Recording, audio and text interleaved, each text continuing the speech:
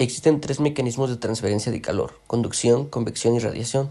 Conducción es la transferencia de calor por un sólido, convección es la transferencia de calor por el movimiento de un fluido y radiación es la transferencia de calor por ondas electromagnéticas. Tenemos dos tipos de calor sensible y calor latente. El calor sensible es el aumento de temperatura sin llegar al cambio de fase y el calor latente es el aumento de temperatura o energía requerida para el cambio de fase. Entonces, en el inicio tenemos esta gráfica de hielo, agua y vapor.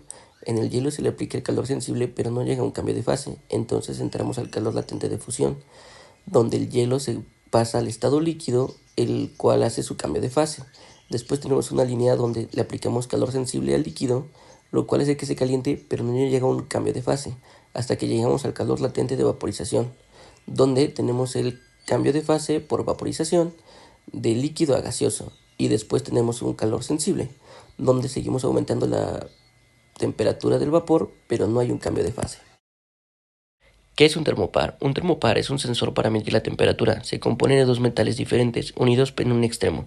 Cuando la unión de los dos metales se calienta o se enfría, se produce una tensión que es proporcional a la temperatura.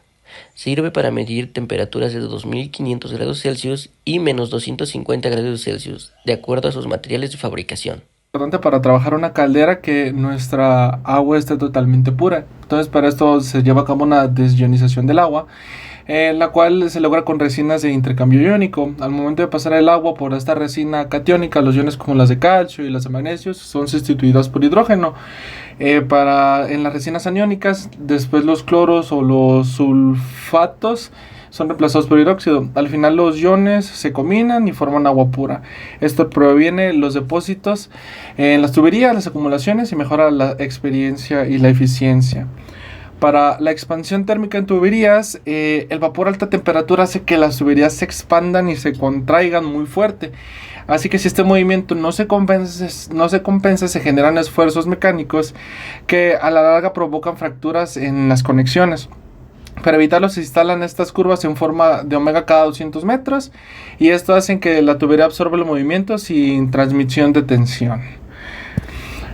Por último tenemos por qué el vapor sobrecalentado tiene mayor calidad. Esto se lleva a cabo ya que este tiene mayor eficiencia térmica al transportar más energía sin generar condensación.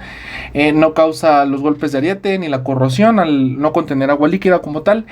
Y tiene una mayor estabilidad en transporte y uso al mantenerse en fase gaseosa por más tiempo. Entonces por esto es que el vapor sobrecalentado es ideal para turbinas y procesos industriales donde se requiere alta eficiencia.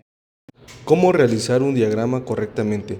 Lo vamos a dividir en 4 pasos. El primer paso es ver y ubicar los equipos principales. El segundo paso es interconectar todos los equipos. El tercer paso es colocar accesorios con toda su simbología. Y por último, el cuarto paso es dar nombre a todos los equipos y a los accesorios. Continuaremos con los accesorios.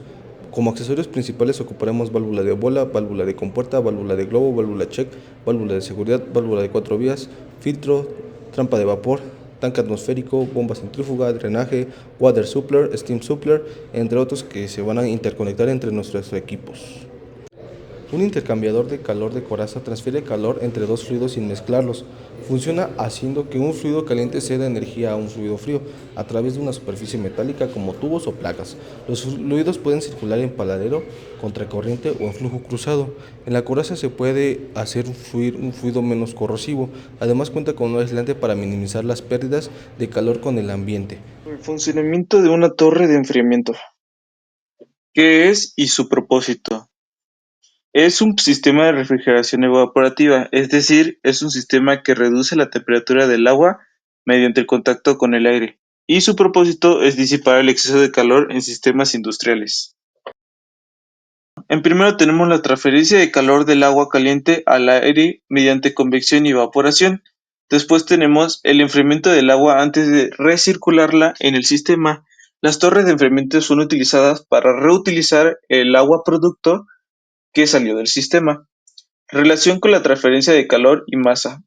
La relación con la transferencia de calor viene siendo por los mecanismos de transferencia de calor, que en este caso se presenta la convección, que el calor se transfiere del agua caliente al aire más frío, y la relación de masa es porque durante el enfriamiento parte del agua se convierte en vapor, lo que implica una transferencia de masa con el agua. Componentes principales que componen la torre de enfriamiento. Primero tenemos la estructura, que viene siendo la carcasa, rejillas de entrada y salida de aire. Después, el relleno o medio de contacto, que se aumenta la superficie de contacto aire-agua. Tenemos también los ventiladores y sistema de distribución de agua que controlan el flujo de aire y agua. Y por último, tenemos bandeja recolectora que recoge el agua enfriada para su reutilización. Tipos de torres de enfriamiento. En el mercado hay distintos tipos de torres de enfriamiento. Todo dependerá del tipo de diseño por el cual están construidas. Como ven aquí, se puede apreciar 4 diferentes torres de enfriamiento.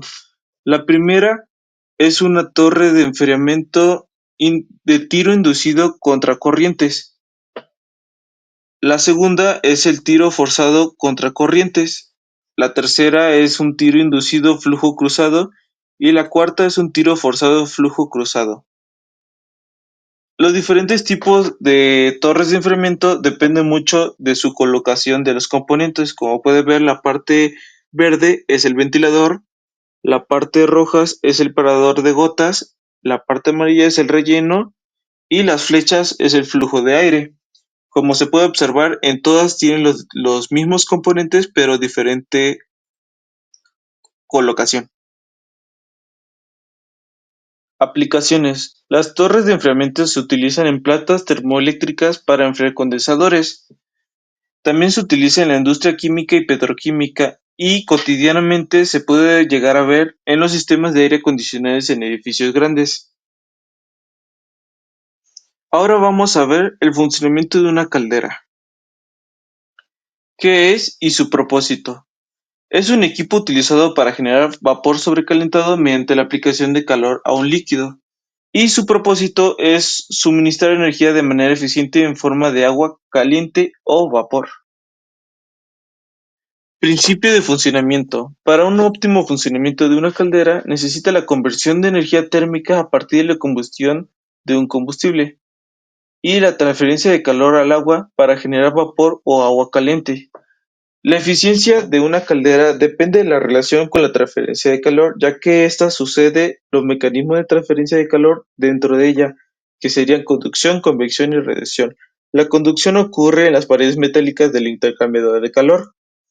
La convección ocurre dentro de la caldera cuando el agua absorbe el calor y se mueve debido a diferencias de temperatura. Y la radiación ocurre en la cámara de combustión, donde la radiación térmica de la llama calienta directamente las superficies metálicas de la caldera. Los componentes principales de una caldera son la cámara de combustión donde se quema el combustible, el intercambiador de calor que transfiere el calor del gas caliente al agua, el quemador que controla la entrada de combustible y aire, y el sistema de control y seguridad muy importante, que es una válvula con sensores de presión y temperatura que lo que realiza es que no llegue a explotar el equipo. Tipos de caldera. Los tipos de caldera dependen de las condiciones que se tengan que utilizar, ya sea el material, la presión, si sea alta, baja o media, y el combustible que se utilizará. En este caso están unos ejemplos de caldera de gas, caldera de condensación, caldera de biomasa y caldera de gasoil, que son ejemplos de algunos combustibles que se utilizan en las calderas.